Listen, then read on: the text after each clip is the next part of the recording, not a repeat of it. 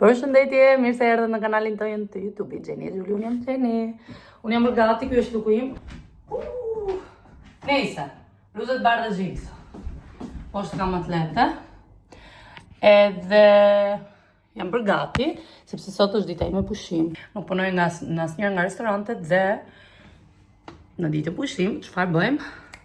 Karikojmë bateritë. Unë këto ditë, po e flisja edhe me Gjulian, nuk jam ndjerë shumë vetvetja. Këto puçrat këtu, I kam vënë ato paçet. Më kanë shkaktuar shumë pak kënaqësi. Më kanë shkaktuar shumë pasiguri, është fjala e duhur. Dhe si një person që jam goxha e sigurt në vetvete, në çfarë kam, në çfarë ofroj, në si jam, nuk më pëlqen. Atë po I thoja edhe Xhulis ishim në video kamat, si për herë unë nis ditën në një video kamat me Xhulian dhe Arbrin, zemrat I zës vet. Dhe nuk ndjehem rehat, nuk kam thjesht tek puçra, është tek fakti, mendoj thellë, nëse analizoj, është tek fakti që është një situatë që më ka dalë jashtë kontrollit mua. Për shembull, unë erdha këtu 63 kg. Në këto 3 muaj kam shtuar 3 kg, jam 66 kg. Nuk është se mua më bezdis që jam shëndoshur. Nuk kam problem, unë jam një person që e dua ushqimin, e ha çdo lloj ushqimi, më pëlqen dhe nuk do ndaloj ndonjëherë së ngrani. Problemi për mua është që siç jam, e kam thënë edhe herë tjera, unë e kuptoj kur nuk ndjehem rehat në trupin tim, në lëkurën time, kam një aftësi të papar të ta zgjidh si situatë, të rikthehem aty ku isha ose të zgjidh çfarë po më, domethënë të gjej një zgjidhje të çfarë po më shqetëson, bezdis apo më krijon ndonjë lloj sikleti. Dhe këtë po I thoja Xhulis që nuk ndjehem vetvetja, më duket sikur kam humbur atë aftësinë për të zgjidhur dhe për të zgjedhur diçka. Do me thënë, nuk kam, nuk I di, sikur nuk po di do të zgjedh ushqimet që dua të ha, nga që jam një person shumë kurioz, dua të provoj çdo lloj gjëje. Dhe jam e vetëdijshme që kjo gjë nuk më bën dhe mirë, më shkakton fryrë, normalisht që dhe trupi të ndryshoj. Nuk e kam problemin aty, por pikërisht është diçka që është e re për mua, mos ta zgjidh diçka direkt, mos të rikthehem në lëkurën time të zakonshme. Dhe kjo gjë është diçka që hyn tek gjërat e shëndetit mendor. Pra, unë jam një person overthinker, një person që I stërmendon gjërat, që automatikisht jam aty si do bëj çfarë, po sikur mos të di më të jetoj me veten time, po sikur të humbur këtë aftësi, dhe fillon I stërmendon gjërat që siç e kam thënë edhe herë të tjera, krijon disa probleme që nuk ekzistojnë. Domethënë, unë e di që në momentin që situata del jashtë kontrollit, në kuptimin nëse e shef që trupi im është proprio nuk e njoh, nuk ndjehem rehat në të, do klikit në unë ajo aftësia që të rikthehem. Ajo aftësia për të ngrënë shëndetshëm ose për të nisur ushtrime fizike që e di që më ndihmojnë në tretje, që më ndihmojnë në qarkullim, që e di që më ndihmojnë mua për të qenë Gjeni më pashme. Përsëris, nuk e kam parë problemin të shëndeti, sepse përsëris, unë e dua ushqimin dhe do ha gjithmonë. Thjesht që po ha në orare të këqija, domethënë unë ha darkë në 10 të darkës. Ku në Itali, gjaku shkon të ora 8:30, nuk më pëlqente kjo gjë, më priste ekuilibër. Dhe unë jam një person ndoshta shenjë bricjapi, nuk e di, I kam gjërat në rregull, në ekuilibër, dhe kur ha në orën 10:30, I bie që nuk ke regjim ushqimor dhe unë dua të kem regjim ushqimor, unë dua të kem disiplinë në jetën time. Përsëris, ndoshta kjo është diçka e Gjenit, ndoshta kjo është shenjës bricjapi gjithë, ndoshta kjo është e gjithë dhe unë po e stërmendoj, por se fola shumë, këto janë problematikat që po e flisja me Xhulin në telefonatën që kishin tani, që po me bezdisin dhe duhet I rikthehem vetes time, duhet I rikthehem analizave të mia, domethënë të analizoj situatat, gjërat statistike, rregull, disiplinë. Më pëlqen, nuk dua të kem aventura, nuk dua të më çuditësi dita, jo, I dua të kem gjërat e rregullta. Gjithsesi, për tek ti pep talkut, siç e thash, unë tani do ha mëngjes me bashkëshortin, do pijmë kafe bashkë dhe pastaj në drek do bëjmë make-upin dhe normalisht do ja bëjmë së bashku, që t'ju marr me vete tek ai ku do ham drek me kushurira dhe natën. U bëra gati. Real skin, njerëz, lëkurë vërtet. Me problematika e çdo gjë, mos harrojmë ndonjëherë se në rrjetet sociale humbim në krahasime, në çfarë gjë duket perfekte dhe harrojmë që ka edhe lëkura që duken kështu, ka edhe njerëz nuk preferojnë filtran apo editimin në çdo gjë. Kështu që unë vetë ndonjëherë bie për krahasimeve, siç isha në këto momente, por s'ka gjë, çdo gjë do kaloj, puçra jam. Unë mendoj se me make-up duket super. Ky floku është i mirë, nuk e di se mendoj se do ta pres pak më shumë, se është akoma si Diego këtu poshtë, po për momentin është mirë. Më mori burrin telefon apo bie bor. Nuk po bie bor. Thjesht nga që u bënova pak. Ja, shikoni në bazë të dritës, lëkura ndryshon. Sa e vështirë është të jesh grua, sidomos në këto vite, kohët e fundit ku rrjetet sociale të bombardojnë nga çdo anë. Ndonjëherë duhet ja kujtoj edhe vetes që prek tokën. Në realiteti nuk është asnjëherë siç duket. Dhe i ta. Bashkëshortin që më thot Gjen, hajde se po bie bor, sepse unë sipas ti kishe gjysmore që po bëhesha gati. Ndërkohë sot që gati sa e bukur se e kam unë pushim normalisht, edhe është diell. Ky dielli. Unë e kam pas thënë gjithmonë që unë diellin e dua kur është ftohtë, kur është dimër, pikërisht kur del në dimër sepse të ngro, ndërsa në verë ai është thjesht i tepërt. Nuk ke më veç të heqësh lëkurës, ndërsa dimër të ngro, të jep të edhe. Realisht është një gjë që më pëlqen edhe e kam pas ditur që më pëlqen dielli në dimër, por këtu po e përforcoj këtë idenë.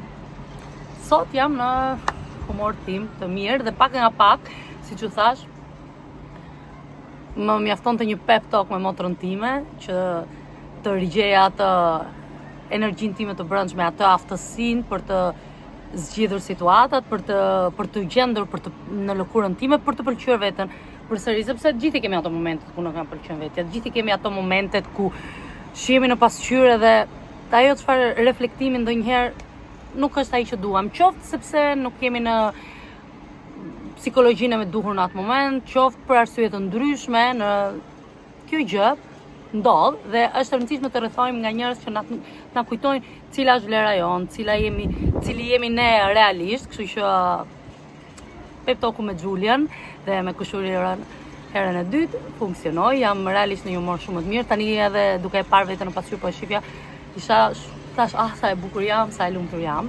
Kështu që nëse do merrni një këshill nga gjithë kjo situata për rënduar që kalova për momentin, është që është okay, jetojeni, nxirreni, nëse s'keni kujt ja thoni, shkruani diku në notë, në një ditar, edhe shikoni të gjeni rrugën tek vetja juaj. Shikoni nëse e kam thënë edhe herë të tjera, nëse është diçka që nuk zgjidhni, është për te kontrollit tuaj, lërini të ikë. Nëse është diçka që është në kontrollin tuaj, atëherë gjeni mënyrë për ta zgjidhur.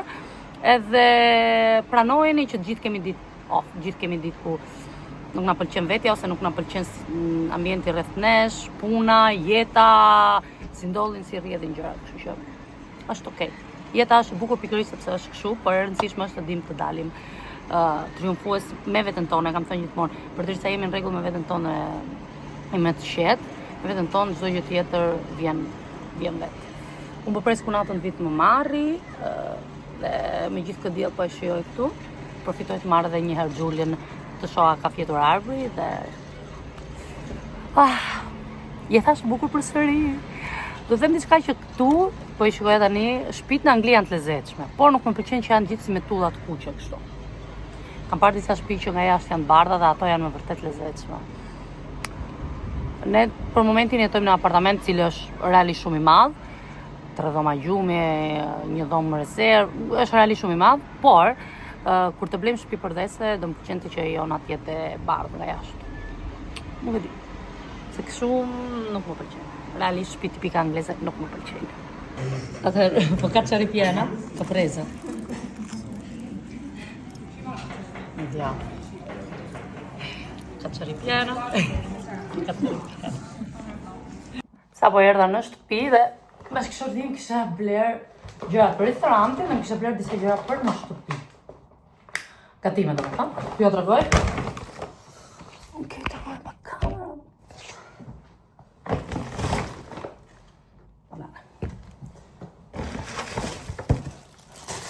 Këta po nga këtë kokër voglat, të kam nuk e di sa që më ka vajtë menja për gjellë në prate, por ka marrë 2 si këto. Nuk e di si do jenë, sepse për mendimin tim janë akoma jashtine, por do i provojmë.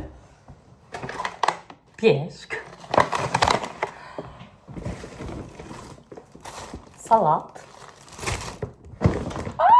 Dhe që shia mbi tort, dhe shmëderë.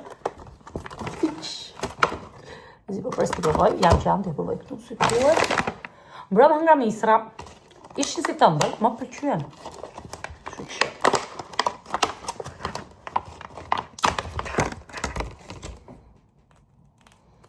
Provoj jam, të si e pa aftë në gjakam sot.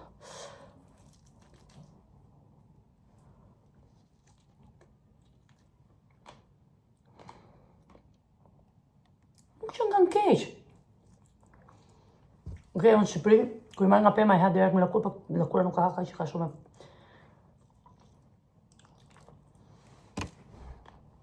Ja vlenë. Ja, super vlenë. Primarku mund të ketë 1000 të këqija, çfarë do lloj gjëje, fast fashion, whatever, por që ka material të mirë të këto të fërcavët, klafët e dyshekve i ka. Realisht unë këtu që kur kam marrë në këto 3 muaj kam provuar disa dyqane të ndryshme për klafin, do më thënë që të mbulosh këtë pjesën e dyshekut, jo çorçaf, dhe ka material me vërtet mirë. Ky është i treti që blej te Primarku dhe realisht më pëlqen, është i butë, është i trashmjaftueshëm. Nuk e di, edhe Keli më tha se i përdora herës para 1-2 ditësh përdora për herë të parë një set tjetër dhe më tha që ka material i mirë këto, tha më mirë se kisha marrë një palë tjera te një dyqan që harrova emrin tani. Tha këto që kanë të mira, ku i ke marrë, thashtë Primarku dhe realisht janë lirë për çmimin që kanë. Vetëm kjo është tipo 13 pound. Nuk e di, është me vërtet material i mirë, nuk rrëshket, është i ngrohtë, mjaftueshëm, nuk e di. Më super pëlqen, kështu që nëse diçka do marr gjithmonë te Primarku, janë to të dyshekut. Super. Bashkë me këtë të jastikëve dhe këto janë me vërtet mira, kështu që ju super këshilloj nëse më kërkoni një këshill për Primarkun. Osea, Gjeni do bëjnë qik punët, do laj qik qementët e kështu, do bëj për darkën, pastaj do lexojmë librin bashkë, që të bësh detyrën? Okay? You sure? Yep. Promise? Yep. Good. Mirë. Ka ardhur kushërira. Do e kaloj mbrëmjen në mua, ditën më saktë. Edhe ka për të bërë dhe detyrat. Kështu që por më para të mbaroj më njëherë punën, sepse po si vazhdova, nuk do e mbaroj kur. Edhe pastaj do kalojmë ditën bashkë. Do të dalim nga parku më vonë. Do të shkosh nga parku? Okej. Do shta mund të nxjerrë nga parku varet, nëse nuk prishet dita, sepse këtu në Angli është me 5 minuta. Ju betohem. Kam një kushëri që tha koha në Angli është si jeta. Një moment është këtu lart, pastaj shkon të poshtë, ti se ke kuptuar akoma. Kështu që të shohim si do mbaj koha këtu. Diçka që nuk më pëlqen dhe nuk e di për gjithë vajzat që jetojnë këtu në Angli, në qytete të ndryshme, ju lutem më konfirmoni, një nga gjërat që nuk më pëlqen fare këtu është që dyqanet mbyllen në orën 5, për shembull. Edhe nuk flas për supermarketet. Një ditë kisha marrë punën, më të rënda nga puna nuk punoja mbas dite, thash sa shef, u lava, baradush nga ora 6:30 dola. Jo, falni, ishte ora 6, Keli. Ku të shkosh? Tash do të dalë në qytet, në qendër atje. S'ke gjenesi, tash do shkoj te Boots, te Superdrug, bëj një xhiro. Jo, ti mirë e ke, tha, po janë mbyllur. Tash çu janë mbyllur? Po tha. Këtu tha dyqanet përveç se supermarket, Tesco, çfarë janë këto? Mbyllen në orën 5. Nuk e di tamam. Si mund të mbyllet në orën 5? Nuk e di a funksionon kështu në çdo qytet anglisë, ndoshta është vetëm në qytetet vogla, ndoshta është vetëm te ky skënesi këtu, nuk e di, por që është diçka që nuk më pëlqen fare dhe realisht nuk e kuptoj pse duhet të jetë paktën deri në orën 7. Nuk e po them 8-9, pavarësisht se në Itali gjatë sezonit veror ke hap deri në 12 të darkës, por mbaj deri në 7 paktën. Kështu që kjo është diçka që më ka pak për përgatitur dhe tani gjithmonë sa herë që duhet bëj diçka e bëj direkt. Sa mbaroj punën, dal direkt atje për të mbaruar gjërat, edhe pastaj vin në shtëpi të bëj gjërat të tjera sepse përndryshe ngel pa bër asgjë. Kjo ishte dita ime e pushimit, tani unë do merrem me darkën si të dëgjuat, pastaj do merrem me kushërirën, kështu që faleminderit shumë që e ndoqët këtë video dhe që më lejuat të isha pak vulnerable, pak e ndjeshme dhe të shpërndaja disa momente të mendjes time me ju. Kështu që mos harroni të na ndihni, bëni subscribe, follow dhe shihemi në videon e radhës. Ju falenderojmë gjithmonë. Paqim.